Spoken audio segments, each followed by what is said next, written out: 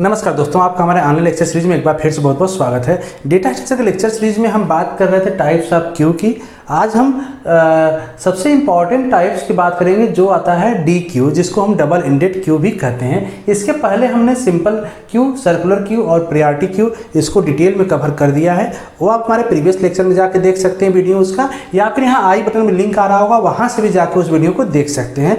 हम आपसे रिक्वेस्ट करेंगे कि आज का लेक्चर देखने से पहले वो सारे टाइप्स की वीडियो आप देख के आएँ, जिससे कि और इजीली आप अंडरस्टैंड कर पाए और डिफ्रेंशिएट कर पाएँ कि यहाँ पे क्या नया हो रहा है। तो डी क्यू की अगर हम बात करें तो डी क्यू स्पेशल टाइप का एक आपका क्यू है, जिसमें इंसर्शन और डिलीशन के लिए बाउंडेशन नहीं है कि डिलीशन हमेशा फ्रंट साइड से होगा और इंसर्शन हमेशा रियर साइड से होगा। यहाँ पे अलाउ करता है इंसर्शन दोनों साइड से और डिलीशन भी दोनों साइड से। मतलब अगर हम फ्रंट साइड से बात करें तो फ्रंट से हम एलिमेंट इंसर्ट भी कर सकते हैं, एलिमेंट डिलीट भी कर सकते हैं, और रियर साइड की बात करें तो रियर साइड से भी हम एलिमेंट ऐड कर सकते हैं और एलिमेंट रिमूव कर सकते हैं। तो इस तरह से अगर डी क्यू की बात करते हैं तो डबल इंडेड क्यू हो रहा है, मतलब दोनों साइड से ऑपरेशन परफॉर्म हो रहा है। इसीलिए अगर हम बोलें कि फीफो जो फर्स्ट इन फर्स्ट आउट आपका रूल था, वो रूल यहाँ पे अप्लीकेबल नहीं होता। मीन्स अगर इन चारों टाइप की बात करें तो केवल डी क्यू ऐसा क्यू है जिसमें कि फीफो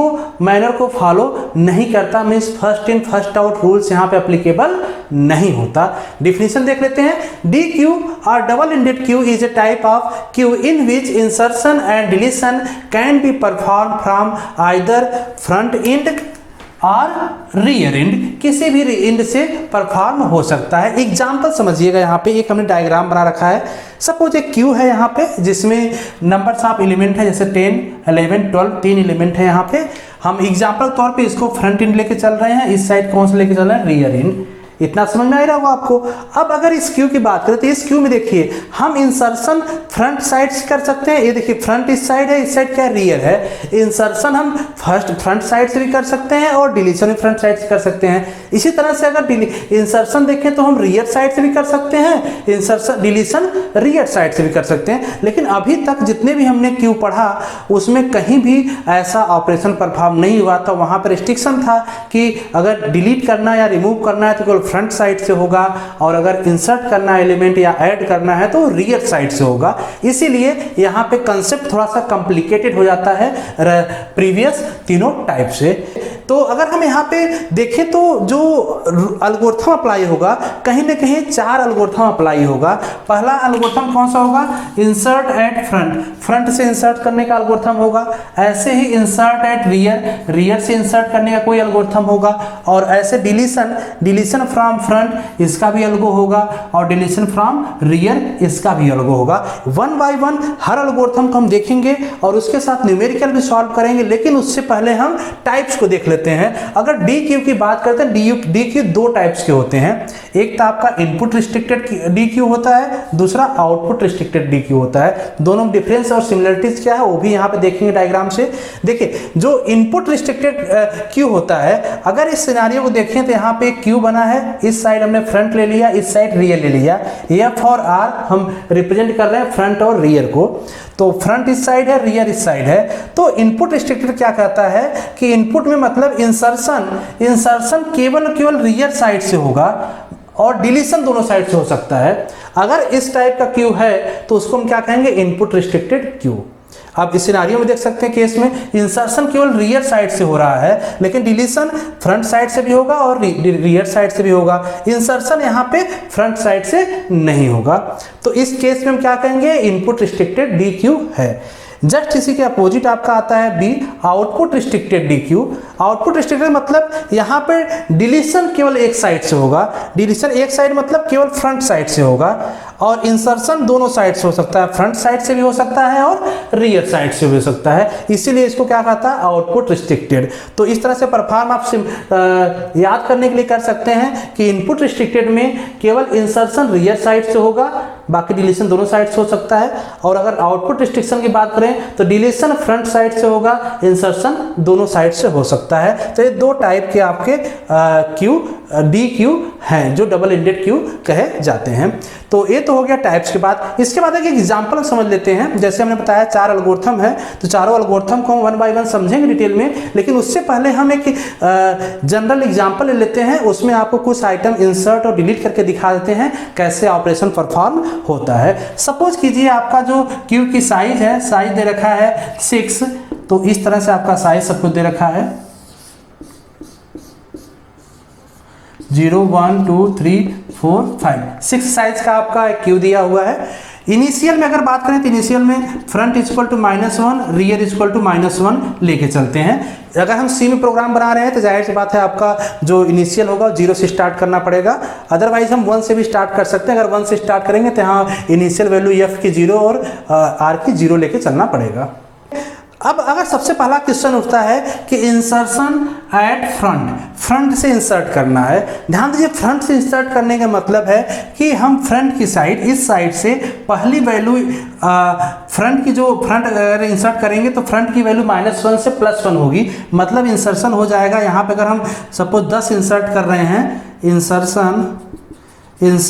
10 एट फ्रंट कर रहे हैं, तो पहला एलिमेंट हम यहाँ इंसर्ट करेंगे और इंसर्ट करते ही एफ की वैल्यू कितनी हो जाएगी, फ्रंट की वैल्यू 0 हो जाएगी, रियर की वैल्यू कितनी हो जाएगी, 0 हो जाएगी। ठीक है, अब 0 मतलब ये फ्रंट भी 0 लोकेशन को, रियर भी 0 लोकेशन को पॉइंट कर रहा है। इसके बाद सपोज अब हम लेते हैं इंसर्ट 12, हम 12 ले रहे हैं एट फ्रंट। अब ध्यान दीजिए, फ्रंट से इंसर्ट कर रहे हैं। अब यहाँ पे समझने की बात है, अब जो एक 0 को पॉइंट कर रहा है, फ्रंट भी पॉइंट कर रहा है, रियर भी पॉइंट कर रहा है। हमको इंसर्ट किससे करना, फ्रंट से, रियर से इंसर्ट नहीं करना है। अगर रियर से इंसर्ट करना होता देन हम जस्ट इसके बाद यहाँ पे ऐसे इंसर्ट करते हुए जाते, लेकिन फ्रंट से इंसर्ट करना है तो फ्रंट से इंसर्ट करने का मतलब कि सर्कुलर वे में चलेगा, इसके बाद मतलब इधर चलेगा और ये इस साइड आएगा। मतलब अगर फ्रंट की वैल्यू 0 है तो n-1 लोकेशन, मतलब 6 है तो 6-1 5 लोकेशन पे दूसरा एलिमेंट इंसर्ट होगा, मतलब 12 इंसर्ट होगा यहाँ पे। अब अगर हम फ्रंट से इंसर्ट कर रहे हैं देन, अगर फिर से इंसर्ट कर रहे हैं, सपोज 14 है, हम 14 इंसर्ट कर रहे हैं एट फ्रंट 14, तो अब क्या होगा, अब इसकी साइज कितनी, n-1 यहाँ पे है। अब इसके बाद इससे एक कम, मतलब 14 इंसर्ट होगा यहाँ पे। अगर हम फिर 13 इंसर्ट कर रहे हैं फ्रंट से, तो फ्रंट से इंसर्ट कर रहे हैं 13, तो यहाँ पे इंसर्ट होगा इस जगह। ठीक है, अब इसी तरह से इंसर्शन एट रियर समझ लीजिए। अब देखिए, अब फ्रंट की वैल्यू जब यहाँ पे हुआ तो रियर तो यहाँ शो कर रहा है, लेकिन जब यहाँ तक इंसर्ट हो गया तो फ्रंट की वैल्यू कितनी हो गई, 3। मतलब फ्रंट अब किसको इंडिकेट करेगा, यहाँ पे आ जाए इस लोकेशन को। ठीक है, चलिए अब देखिए, अब इसके बाद अगर हम इंसर्शन करें रियर साइड से, हम सपोज किए कि हमने लिया 21 एट रियर इंसर्ट करना है। रियर मतलब कि रियर की वैल्यू एक अपडेट हो जाएगी, रियर की वैल्यू 0 है तो यहाँ पर आ जाएगी, यहाँ हो जाएगा 21 और रियर की वैल्यू अब आ जाएगी यहाँ पे। इसी के बाद सपोज एक और वैल्यू हम इंसर्ट कर रहे हैं, हम ले लिए सपोज 22 एट रियर, तो 22 एट रियर मतलब इसके बाद यहाँ पे 22 हो जाएगा और ये रियर हो जाएगा यहाँ पे। इस तरीके से आपका इंसर्शन हो गया। अब डिलीशन में समझिएगा, इसमें हम क्या बोल रहे हैं, deletion from front. Deletion from front मतलब फ्रंट की वैल्यू, फ्रंट किसको पॉइंट कर रहा है, 13 को, तो डिलीशन किस साइड से होगा, फ्रंट से। तो फ्रंट डिलीशन मतलब कि ए डिलीट होगा और फ्रंट की वैल्यू क्या हो जाएगी यहाँ पे। अगर फिर से हम डिलीट फ्रंट कर रहे हैं, एक बार और ऑपरेशन परफॉर्म कर रहे हैं, फिर से डिलीट होगा और फ्रंट आ जाएगा यहाँ पे। ठीक है, इसी तरीके से अगर हम डिलीशन करते हैं रियर से डिलीशन करते हैं तो रियर ये डिलीट होगा, रियर आ जाएगा यहाँ पे। अगर फिर से करते हैं तो ये डिलीट होगा, रियर आ जाएगा यहाँ पे। इस तरह से डिलीशन आपका चलता रहेगा। इसी तरह से देखेंगे कि इंसर्शन और डिलीशन दोनों साइड से हम ऑपरेशन परफॉर्म कर रहे हैं। ये तो हो गया एग्जाम्पल की बात। नेक्स्ट हम इसके जस्ट बाद अब देखते हैं एल्गोरिथम। इन चारों एल्गोरिथम को देखेंगे। इन चारों एल्गोरिथम से हम फिर से प्रॉब्लम सॉल्व करके आप दिखाएंगे कि कैसे काम कर रहा है। तो मूव करते हैं एल्गोरिथम साइड। तो यहाँ पे हम देखते हैं एल्गोरिथम डबल इंडेड क्यू का, जिसमें हमने बताया कि जनरली 4 ऑपरेशन परफॉर्म होंगे। फ्रंट से इंसर्ट करना पहला, इंसर्ट अगर हम रियर साइड से कर रहे हैं सेकंड ऑपरेशन हो गया, डिलीशन फ्रॉम फ्रंट अगर फ्रंट साइड से डिलीट कर रहे हैं देन, और डिलीशन फ्रॉम रियर। तो ये चारों का एल्गोरिथम यहाँ पे है। इन्हीं एल्गोरिथम को हम समझेंगे एक एग्जाम्पल के साथ, ताकि आपको क्लियरली समझ में आ जाए कि कैसे काम हो रहा है।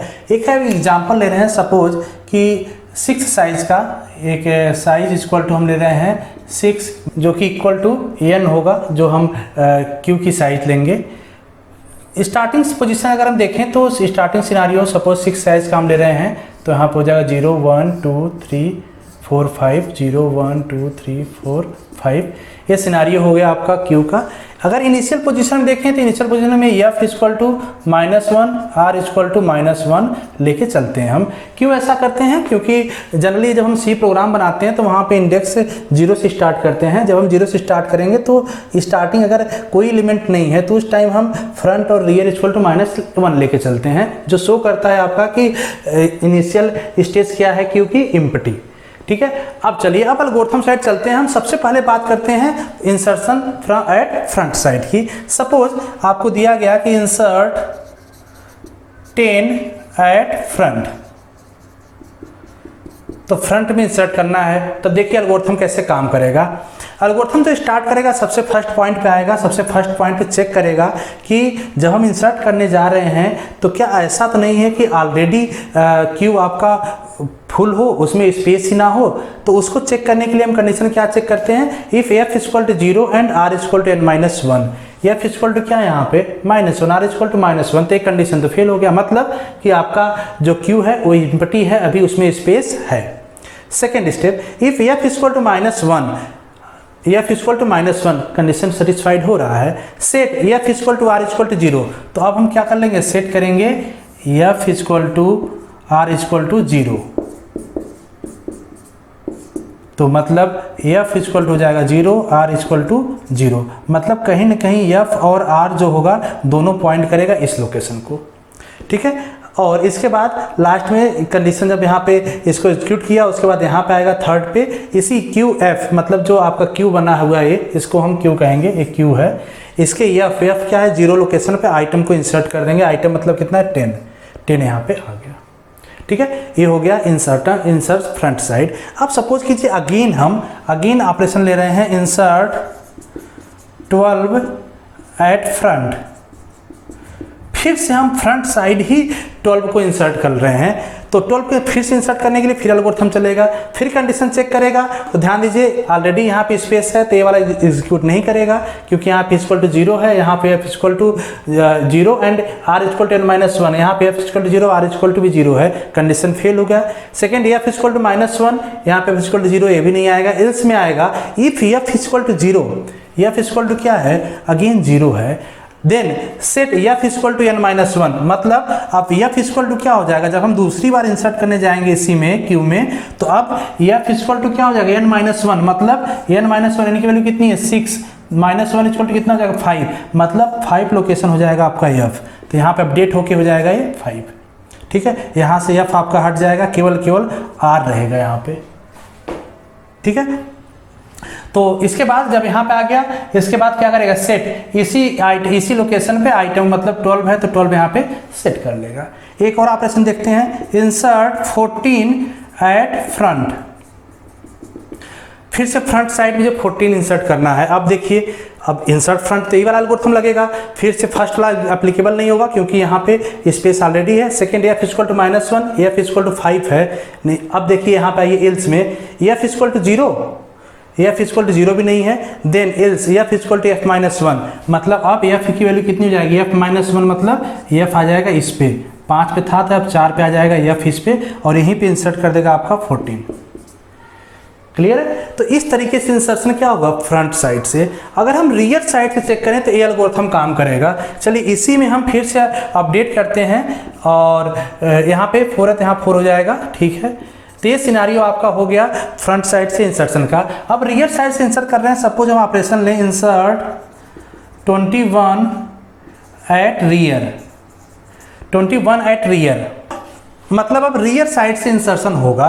तो ध्यान दीजिए, रियर साइड से इंसर्शन होगा तो चलिए एल्गोरिथम में सबसे पहला कंडीशन चेक करेगा कि ये ऐसा तो नहीं फुल है, तो क्या होगा f equal to 0 and r equal to n-1, f equal to 4 है, r equal to 0, condition fail. Second आएगा इफ f इक्वल टू -1, ये भी नहीं एप्लीकेबल होगा। इसके इस पार्ट में जाएगा r इक्वल टू n-1, नहीं r इक्वल टू 0 है, फिर इस पे आ जाएगा इस पे r इक्वल टू r+1, मतलब अब r की वैल्यू r+1 हो जाएगा। तो r अभी 0 पे था तो r+1 किस पे हो जाएगा 1 पे, और यहाँ पे इंसर्ट कर लेगा 21।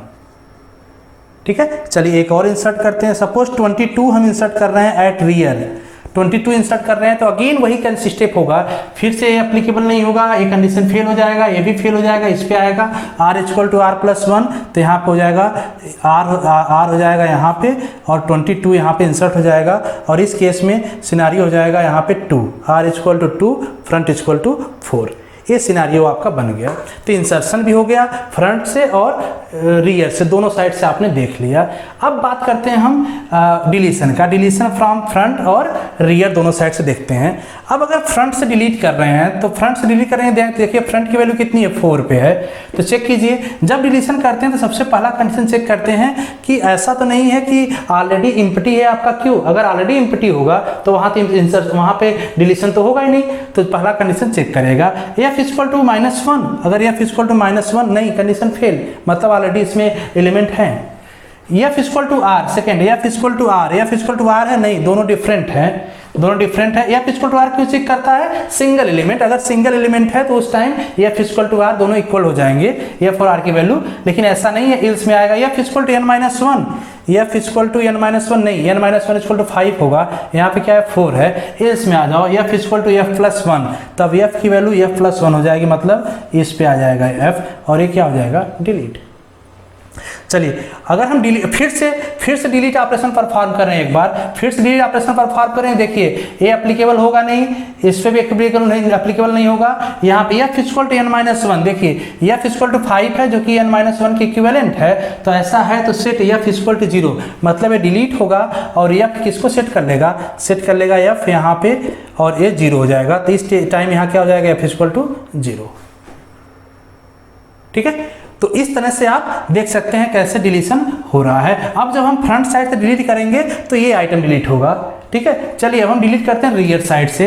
अगर रियर साइड से डिलीट करते हैं, मतलब डिलीट रियर साइड से, डिलीट फ्रॉम रियर साइड से, तो रियर साइड पे रियर की वैल्यू कितनी, 2 है। चलिए चेक कीजिए, सबसे पहले अंडर फॉलो की कंडीशन चेक कर लीजिए कि एलिमेंट है कि नहीं है। एलिमेंट ऑलरेडी है तो f इक्वल टू -1 यहाँ नहीं है, मतलब कंडीशन आपका फेल हो रहा है, तो इस पे आएगा। सेकेंड पे f इक्वल टू r, दोनों की इक्वल वैल्यू नहीं है, मतलब सिंगल एलिमेंट नहीं, मोर देन 1 एलिमेंट है इसमें। इस पे r इक्वल टू 0,